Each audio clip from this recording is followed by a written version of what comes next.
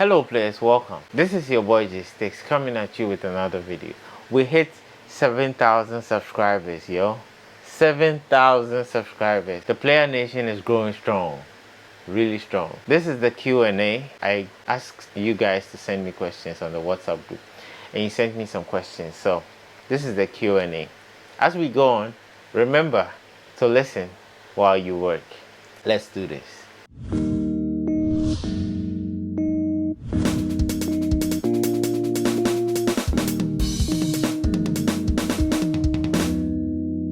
Anonymous, what is the best way to start learning drums?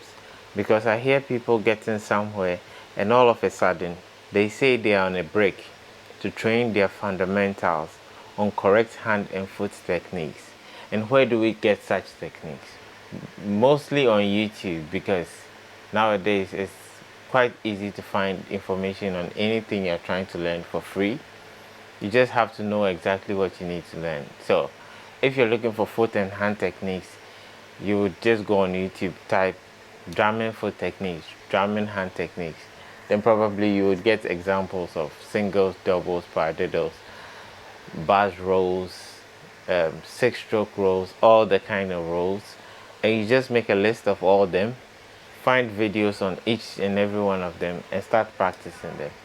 Now it's quite easy to get like really good lessons, valuable lessons online.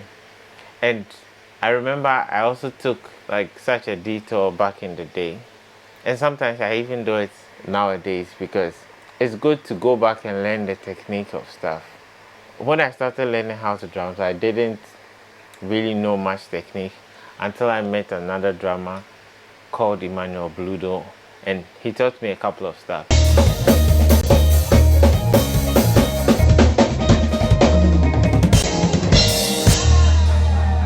The theory side of drumming, and that actually improved my drumming because it changed the way I thought about it.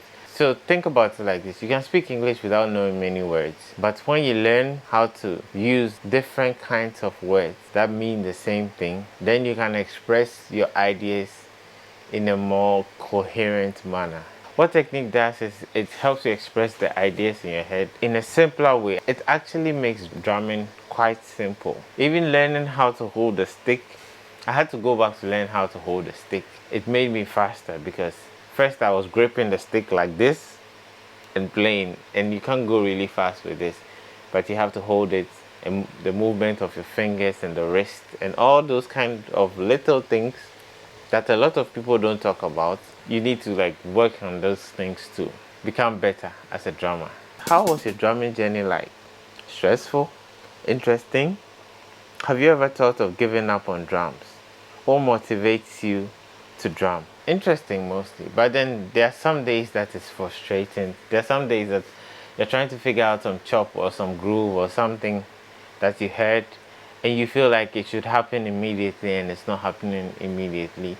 After some point, you start to notice that, well, everyone goes through that, and everyone like tries to figure out things that they don't know how to play, and it's hard at first, so you get through that. So it has been interesting mostly. Not well, what motivates me usually is trying to learn a new style, or a new like chop, or a new groove, or something I heard or watched in a video that is exciting, and I'm like, well, I need to learn this, I need to figure out what he's doing, I need to practice what she's doing, that kind of stuff. And because I know when I add it to my playing, it will make me excited to play, because I know something new, so it pushes me to learn it, and it pushes me to add it to my playing and make it like uniquely mine. That usually moves me to play drums. So I go on Instagram a lot, and I download a lot of clips, and I sit down to try and find out the things I don't know within what people are playing, and try to learn all those kind of things. What do you prefer? Very good technical drummers, or more the energetic drummers? Or I think he's trying to say, what do you prefer? Very good technical drummers or the more energetic drummers? If I get you correctly, what you mean is like the technical drummers are the people that don't play a lot of chops, like play chops in strategic places, and maybe the energetic drummers are the ones that are blazing all over the place with chops. It depends on what the music needs actually, because if the music needs a lot of energy, if the music needs a lot of chops, like listen to James Fortune. You know how James Fortune songs go? There are chops all over the place. The energy is always up there.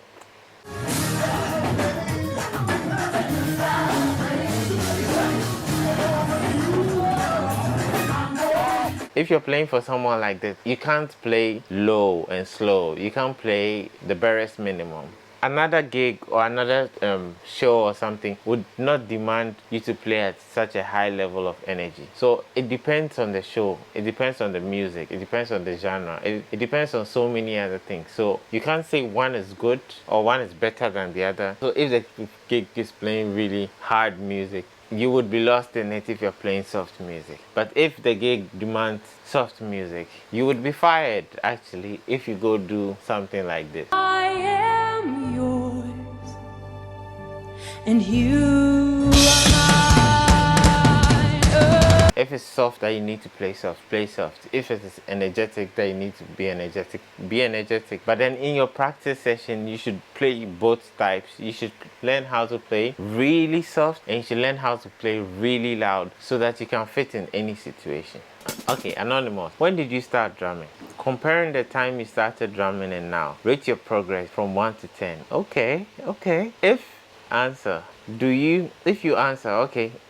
the question, do you think you have done a good job or you can do better? Can you share your practice routine? Probably over 10 years ago, maybe 15, I don't know. But what changed my drumming is I went to university and I met this drummer, Emmanuel Bludo, and I became friends with him. He taught me the theory part of drumming. He taught me like how to hold the stick, how to do the simple rudiments, paradiddles, singles, doubles. And I had no idea about all these things. And when I got that kind of knowledge, it actually opened my mind to understand the things people were doing. Like I was hearing things in tracks, but I couldn't imagine how people could hit those kind of speeds, like really fast speeds. When I learned the singles, doubles, paradiddles, just those 3 chops are literally okay for you to figure out a lot of things. I could understand how people could hit those speeds. It actually makes it easier for you to learn stuff, break down songs and that kind of thing.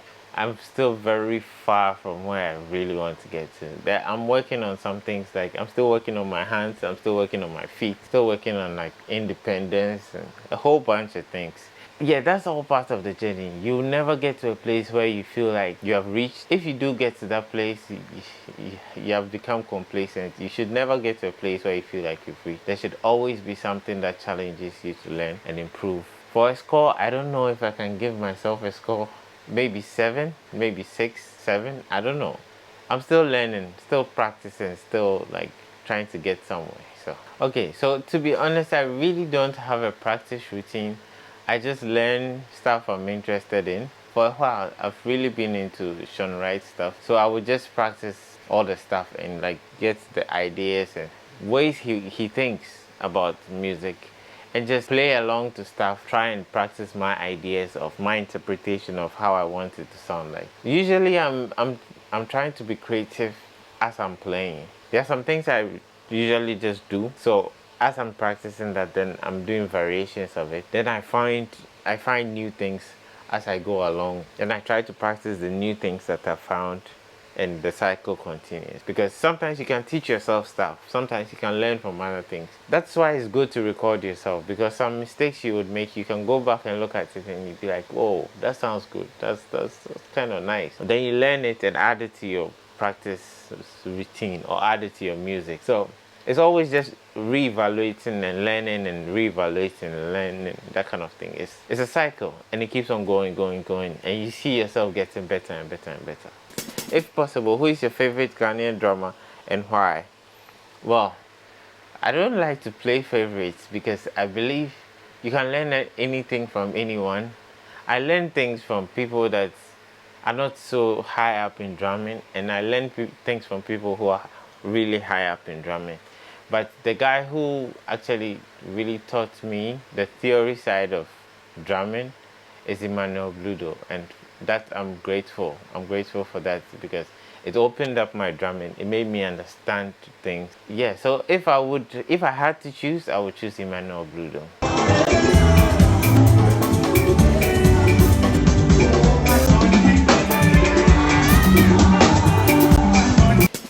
And the next question is how to practice without a drum kit, because at this moment church is closed and there's no drum for practice. Well, most of the things I practiced and learned, I didn't learn them on a drum set. A lot of the time I just play on my thighs or I play on a chair. Before I got a practice pad, I would play on a chair. I actually hit my chair so much that it has a hole in it. Practice on anything. You can practice on a pillow, you can practice on a pad, you can hit your legs, you can play wherever. If you don't have drums, you still need to practice. So however you can practice, hit something.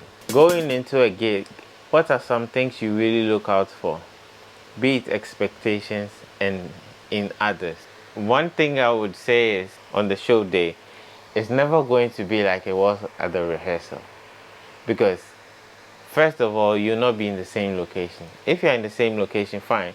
But most of the time, you will not be in the same location of the rehearsal. There would be lights, there would be cameras, there would be a lot of noise. Even the temperature will be different. So you would feel different. So you have to prepare for a shift in what you are used to. So I was watching a video by Adam Neely.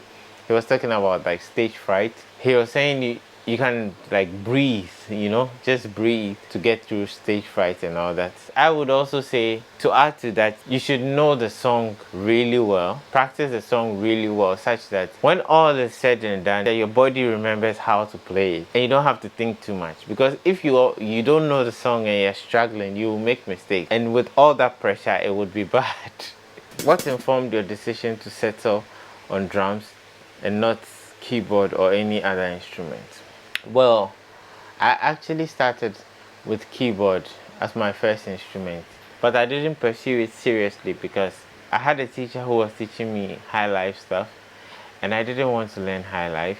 I wanted to learn like jazz and contemporary gospel stuff, and he was teaching me high life, so I was like, nah, I'm not doing this. So I quit. But then I still play keyboard to today because I learn on my own, and I just like to learn the things that I want to play, not like what is expected of me. I just learn what I want to play. So that's how come I'm able to do these drumless tracks and stuff. I play the keyboards, I play all the instruments on it. So who is your favorite drummer and your role model as well in the field of drumming or music as a whole?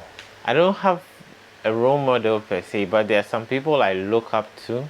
Well, when you say role model and look up to, it seems like they're the same. But role model, I think role model is like, it's a much more serious word than people you look up to, because I just look up to them musically. I don't know who they are in real life, and I actually don't care.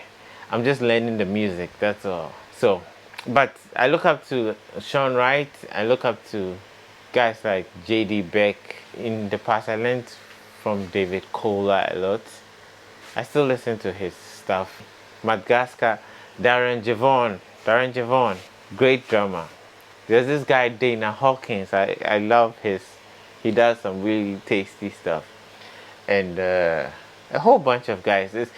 Usually people talk about like the Dave Wickles and the Dennis Chambers, and those guys are cool and all, but the young modern guys influenced me much more than the older guys, to be honest. What is your biggest challenge ever as far as your music career is concerned? Biggest challenge? Well, maybe my biggest challenge would have been on YouTube, like getting comfortable with this, I'm still not comfortable, like sitting talking to a camera. I'm still not comfortable. It's a learning process, and I know if you go back and watch my older videos, I was like really awkward and like, hello guys, this video. But I'm still awkward. Hey, it's a learning process. But as far as music, I just try to keep an open mind, just keep learning. Sometimes you meet some things that you just can't figure out. How do you score a song? I don't really score songs. What I do is I listen to the song long enough that I'm sick of the song. Like, I'm sick of the song. I listen to it so many times that I can sing it in my sleep. Then I try to break it down. Then I just try to play along with it. But I spoke to Emmanuel Bludo a while back. He has like a very unique way of scoring his songs. I think coming soon we would make a video like this on this channel. Hit the like button if you want to see a video with Emmanuel Bludo on this channel. Him teaching us how to score songs, possibly in the future. Hit the like button if you want that, or leave a comment below, and we'll probably make it happen. What's your greatest achievement as far as drumming is concerned? Well, my greatest achievement is actually you guys, this YouTube channel. We've hit 7,000 subscribers. That's awesome. When I was starting out, I never thought I would hit even 1,000. I was just actually putting my videos online because I wanted to sort of a diary of my progress. So I had started playing drums seriously, and I wanted to see my progress. As in, I would look back and see that, oh, I started from here. I'm getting better and better and better. And I just wanted to put it out there so anyone else who could look at it would maybe be inspired. But it was mostly just for me. Then I started putting out lessons of things that I had learned, and I felt like maybe people wanted to learn also. And now we're here. And people actually started asking for more, and now we're here. So greatest achievement, I would think it's this YouTube channel. So thank you so much for everything, all the likes, the support, the subscriptions. If you're not subscribed, subscribe. Let's get to 10,000 subs. Let's get to 10k by the end of this year. Let's get to 10k. I think we can do it. So if you're not subscribed, please hit the button and hit the bell to be notified every time there's a new video. Can you share your drumming experience with us, and what is your advice to young and coming generation with respect to drumming? The only advice I can give would be, when you're playing in church, it's not about you. Respect the music. Keep God first. Once you make it about you, the glory comes to you. So God wouldn't promote you. But if you make it about Him and all the music is about Him, it's like a service to Him, that's when He promotes you. Those are the kind of drummers that people look up to, and they're like, I enjoy your drumming because it blesses me. That kind of thing. When you are just there to be flashy and make like chops. I know this channel, we do chops and all that, but chops should be like strategically placed. You can't be chopping throughout. You place them at good places. You would have your time to solo. You would have your time to be fancy. If you don't have your chance, there's Instagram. You can do your stuff and post it on Instagram, and you get the likes and all that. But in a service, in a place of worship, the music needs to be respected, because someone might be in like the atmosphere of praise or prayer. Then you would do something that will pull the person out, and that's a bad thing. That's a very bad thing. If because of you someone is pulled out of the presence of God, that's not good. So as much as possible, let's make it about the service and not about us. And whatever we do should be towards that line of thinking. How do you stay fit as a drummer? A good advice to stay fit would be to do exercise outside drums. So like go for a jog, go swimming, go ride the bike, something that will keep your heart rate up, because when you do those intense exercises, you get exhausted. That type of exhaustion is the same exhaustion you experience when you play like a very hot praise session for like 30 minutes, or like you're playing a whole 2-hour set of music, no breaks, just going. You would be exhausted. But when you get comfortable with this kind of exhaustion, then you can get comfortable with playing on a gig, and you're tired, but then you can still play. So in playing, which of the instruments should I try to flow with? Davey 504 would say bass. You should try to flow with everyone, but the minimum you should be flowing with is with the bass, because the bass and the kick are so similar that when you go with that, it actually brings everyone else into the music to lock onto just those two things. Thank you so much for getting this far in this video. If you watched this video all the way to this part, you, my friend, are a player. Okay, you are a player, and you're awesome for doing this. Thank you so much for watching. Hit the like, hit the subscribe, hit the bell to be notified every time there's a new video, and stay safe out there. I'll see you, God willing, in another video.